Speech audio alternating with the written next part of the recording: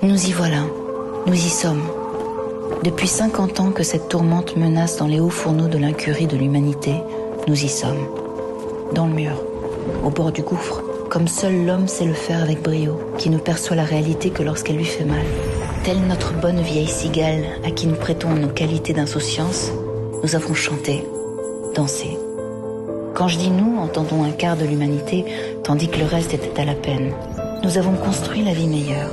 Nous avons jeté nos pesticides à l'eau, nos fumées dans l'air. Nous avons conduit 3 voitures. Nous avons vidé les mines. Nous avons mangé des fraises au bout du monde. Nous avons voyagé en tous sens. Nous avons éclairé les nuits. Nous avons chaussé des tennis qui clignotent quand on marche. Nous avons grossi. Nous avons mouillé le désert, acidifié la pluie, créé des clones. Franchement, on peut dire qu'on s'est bien amusé.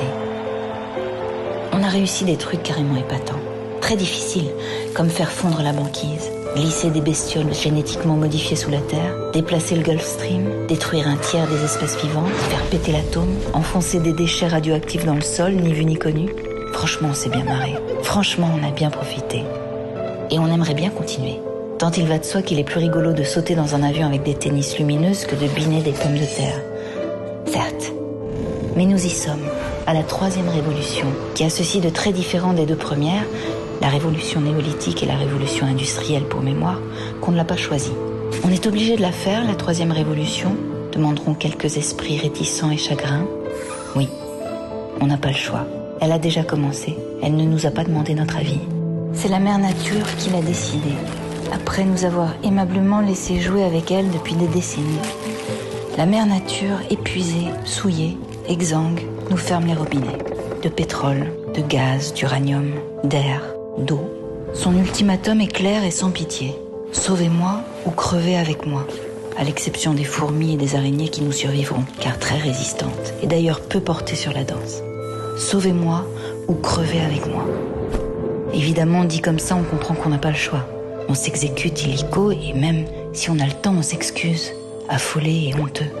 D'aucuns, un brin rêveur, tentent d'obtenir un délai, de s'amuser encore avec la croissance. Peine perdue. Il y a du boulot, plus que l'humanité n'en eut jamais. Nettoyer le ciel, laver l'eau, décrasser la terre, abandonner sa voiture, figer le nucléaire, ramasser les ours blancs, éteindre en partant, veiller à la paix, contenir l'avidité, trouver des fraises à côté de chez soi, ne pas sortir la nuit pour les cueillir toutes, en laisser aux voisins, relancer la marine à voile, laisser le charbon là où il est. Attention, ne nous laissons pas tenter, laissons ce charbon tranquille, récupérer le crottin, pisser dans les champs. Pour le phosphore, on n'en a plus, on a tout pris dans les mines, on s'est quand même bien marré.